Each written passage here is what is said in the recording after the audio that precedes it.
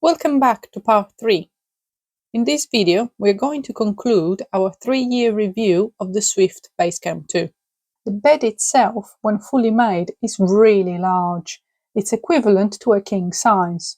It is comfortable in my opinion, but even so we decided to invest in a couple of single mattress toppers from Dunelm to make it even more comfortable. If your best friend wants to go caravanning with you, then the flexibility to have 2 single beds instead of the full king size is really a fantastic benefit.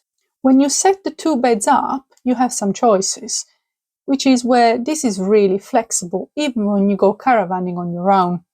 You can completely remove the back cushion away and use the bottom part to sleep on, or you could open up the bed frame slightly and sink the back cushion against the wall of the caravan. This will give you a bigger and more comfortable bed surface, and still maintaining a gap between the 2 single beds to walk through. As we now move on to the outside, I need to point out an issue we have had on 2 separate occasions with the motor movers.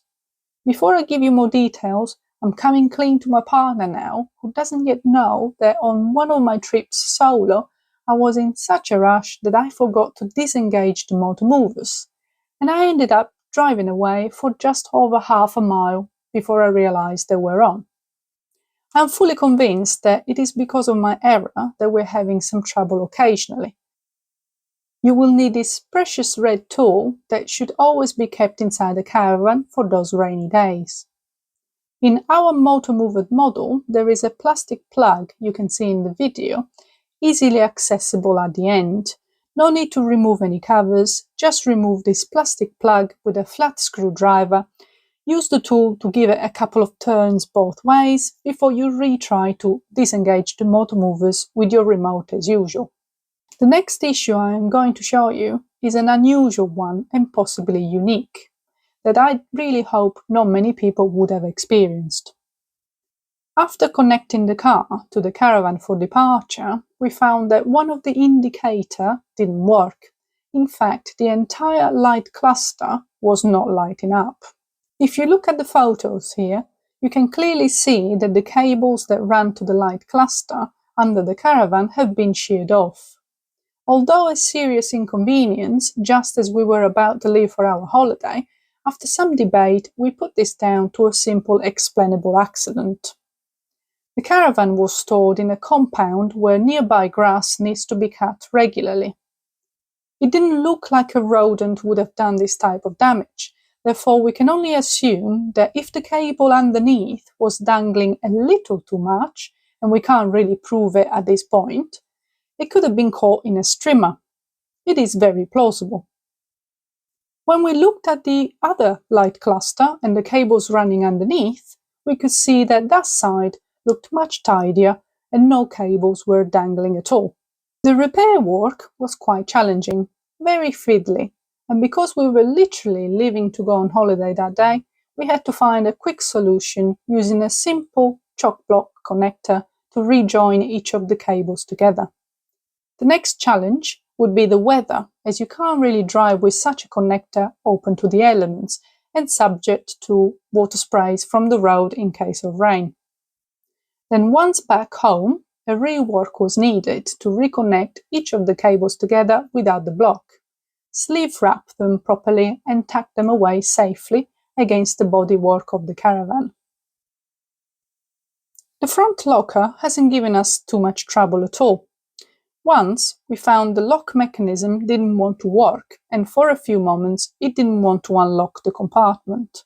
On another more recent occasion, we found the opposite. The mechanism didn't want to lock. This was a simple fix, and it is a normal issue because it is caused by a screw on the inside that, with the motion of locking and unlocking and possible transit movements, could come loose in time. Not a major issue, it can happen to any caravans. I am very careful, however, not to use the handle to lift the door, but instead hold the door itself, because with the handle I get somehow the feeling that it is a little fragile.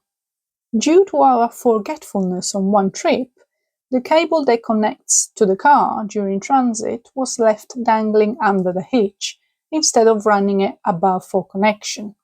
This was our personal mistake, not a fault with the caravan itself, but as a result, the cable got a little scuffed and needed attention.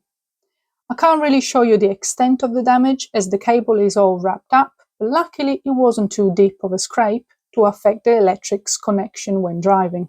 About the oven, we don't really use the grill top oven in our base camp.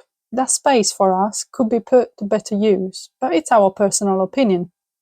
Some people prefer microwaves, some ovens, some grills. Perhaps the base camp should come with a choice of modules for the oven space where we can decide what we want. We use our motor movers all the time, so why is the lever to engage them in such an awkward place to access, under the bed? Our suggestion is to place the lever within reach from opening the door or even on an outside cupboard. Unless you use an awning, the outside door easily gets stressed by the wind, but the door itself can be fully opened and put on a latch. Perhaps an extendable pole to latch above the backlight cluster to keep it in place. I'm still trying to find a solution for this one.